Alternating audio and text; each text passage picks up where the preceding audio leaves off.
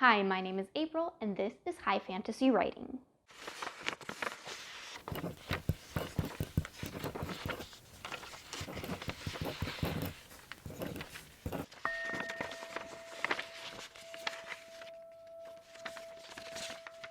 As many writing friends may know, November is National Novel Writing Month, or NaNoWriMo. This is a time when a whole bunch of writers get together and they set the goal of writing 50,000 words, or one novel, even though my novel is many more than 50,000 words, in a single month, the month of November. It's a really great communal time where you keep track of your word count, you keep track of when you write, how you write, and you do that with a whole bunch of people who join you and root for you and urge you on as you all are writing your stories. But most people don't just jump into writing a novel with no prep whatsoever. And that is where the month of October comes in. A lot of different people have different methods of prepping for this novel writing month, and I figured that I could use this as an opportunity to share a little bit about me as an author, as I have given some writing advice, critiquing advice on this YouTube channel, but I haven't really talked about my own writing yet. So just this morning, I saw a post on the NaNoWriMo Instagram account about InstaWrimo. So they gave 30 different prompts for every single day of the month of October, where you can go ahead and share a little bit about yourself as a writer and a little bit about your work in progress. Now, largely people start writing on a brand new project during NaNoWriMo, but every year that I have participated, I've always just continued on the story that I have been writing for a while now. I really want to get that polished up and ready for publishing before I start on any other project. So all of these prompts I'm going to be answering with the work in progress that I have that I'm actually currently editing. So I am no longer drafting. I have a pretty good grasp of the story and the different characters. And so these little prompts are going to give you a look into my writing. My kitty cat is here. Say hello, Celine. Hello. Here on YouTube, I'm going to cover about 8 of the prompts a week. This first week is only going to be 7 of the prompts, but each week subsequently until the end of October, it's going to be 8 of the prompts that I'll cover. If you want to see a prompt a day, go over to my TikTok, which is High Fantasy Writing on TikTok as well, and I'll be posting each day on there. It will be about the same content, but if you wanted a little bit more day-to-day activity about my writing, kind of following me through my editing process, then you can go ahead and follow me on TikTok if you find what I have to say interesting. So day number 1, I am. So I am April. I go by High Fantasy Writing, both here on YouTube and on TikTok. I'm a writer of fantasy novels. I'm a researcher of injustices in the criminal justice system here in the United States, and as you just saw, I am a cat mom. I really love working with people to help them make their story the best that it can be, so that's why I enjoy sharing little insights or tidbits that I've picked up on my writing journey to see if it can help you with yours. Day number 2. Working title. Currently, I'm writing a high fantasy with series potential, and though I have no idea what the series name is going to be, I played around with the title Descent into Chaos, but I'm not sure it really fits the tone of the stories that I'm writing. Who knows, it might. I'm really bad at telling what type of tone my stories are striking. But I didn't have a title for my book for a really long time. I came up with the story seeds ideas by writing a little vignette way back in about 2012, 2013, but I didn't seriously start writing it for several years after that. I would write little tiny bits just whenever I kind of felt like it. I never considered even publishing it. This was just a story that I was telling myself, something to do in my spare time, a hobby that I enjoyed that I didn't actually think was going to go anywhere. So I didn't title it. For the longest time, the folder name that I had it under, and then even my Scrivener name when I finally bought Scrivener to take it a little bit more seriously was literally Story Thing Without a Name. And that was the title. That was the working title of my book. In the past couple of years, though, I have tried to come up with a title, and I liked a couple of them. I thought about Shadows and Crowns being a title that I had really enjoyed. Shadows and Crowns is actually a kind of like curse phrase in my book, and I thought that would be really funny. But there are a lot of books, video games, and stuff that have very similar titles, so I didn't want my story to get lost in those. So I finally settled on what I think might be the actual title of the book when I publish it, which is Scales Beneath Her Skin. Prompt number 3, your first story. So I have always loved writing. They were my favorite assignments in grade school when the teacher would say, okay, now it's time to do your writing practice, and I would just absolutely love it. I would love creating stories, jumping off of a prompt, and just seeing where my imagination took me. Because I was an avid reader. I enjoyed reading everything I could get my hands on, which then, started the creative juices churning in my brain, and I wanted to write. But I never really wrote a story on my own. I had always just followed whatever prompts the teacher gave and just wrote for the assignment. Until my brother, who is older than me by 2.5 years, he started writing a book. And so I decided, of course, being the little sister, that I was going to copy him and write a book as well. Now, this was in 3rd grade when I was an ittle bitty child.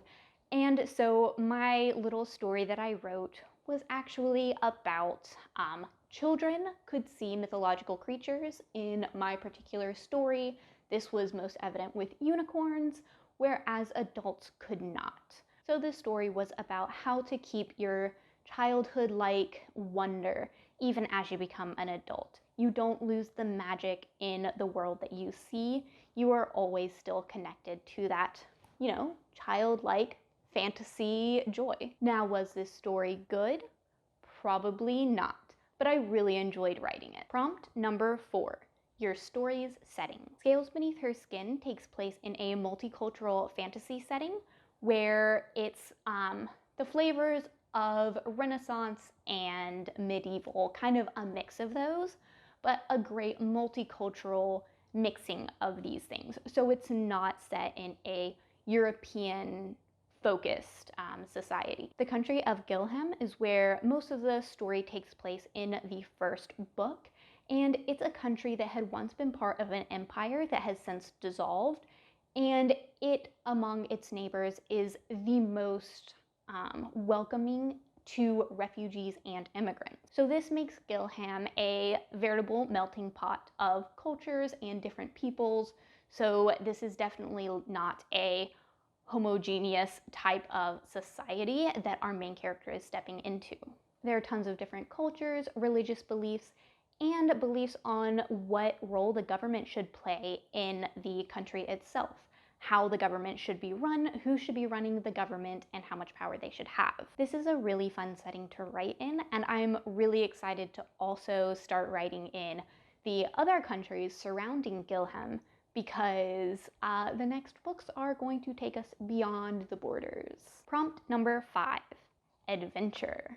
So I'm not quite certain exactly what this prompt is meant to be, so I'm going to interpret it as, what is the plot hook that leads to the adventure in your novel? 10 years prior to the beginning of Scales Beneath Her Skin, the king has been given a prophecy about a child who will change the course of the nation. As Scales Beneath Her Skin begins, the king meets a young woman who he believes fits the description of the child of prophecy. He, of course, invites her to the castle, as he is not the only person who is searching for this child. A corrupt security force within the kingdom called the Steel Riders is also looking for her, because they want to end her influence before it can begin. And this leads us to prompt number 6. Meet your MC, or main character, for those who don't know the shorthand. Azara Merjuis is the primary character in Scales Beneath Her Skin. although it is a multi-POV story that follows about 9 main POVs. There are a couple of smaller points of view characters sprinkled in, but it mainly you see through the eyes of 9 of the characters.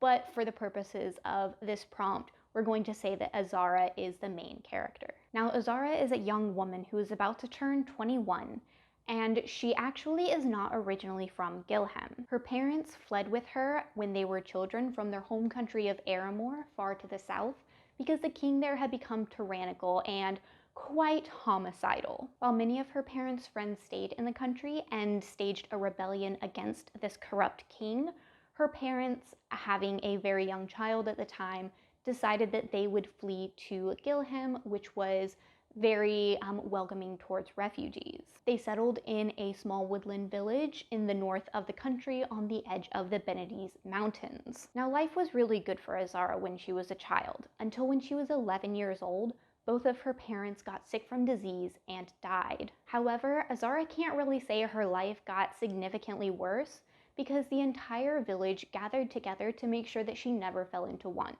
She was raised both by Turgan and Maria, the blacksmiths of the village, and also by Dale and Alice, the tavern keepers in the village. So she never went without family or support or a place to stay or food in her belly. While Azara was so thankful for the people of her village for helping her, she is getting older now and they're expecting her to settle down and get a real job.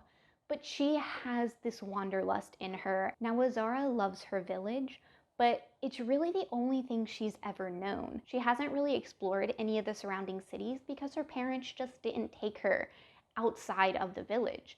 They found a place to stay and they just stayed there. But Azara isn't happy with that being her only experience of the world. She remembers terrors of her home country when she was so young. But she wants to experience more than terror at a young age and then the quiet comfort of a woodland village. She wants to at least explore a little bit of the world before she has to settle down forever. But one more thing. Her parents, having fled a corrupt ruler in their home country, has instilled in Azara the very strong belief that no one in authority can be trusted. Anyone with that amount of power can easily turn cruel, and if they have too much power, there is no one who can stand against them.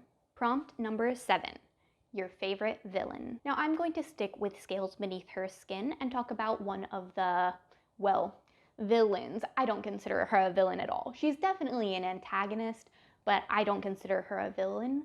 But I want to stick with the story that I'm writing rather than talking about anybody in just media in general, because there are too many villains to talk about, so I'll just stick to my own story. It's extremely easy for me to pick my favorite antagonist of my book, because she's one of those characters who I do hope that readers will see as an antagonist rather than a villain, and hopefully empathize with her as much as I do. Sierra Valcondi is a member of the Steel Riders, a security organization that has taken root in the country of Gilhem that is designed to be a check on the powers of the king. If the king starts to try to gain too much power or do things that the people don't appreciate, the Steel Riders are supposed to step in and be a check to the king's power. The king, many in his court, and many of the civilians believe that the Steel Riders have gained too much power themselves, and since they're supposed to be the check on gaining too much power, they don't have a check on themselves in turn. And so many say that they are trying to gather too much power and exert too much control over the populace.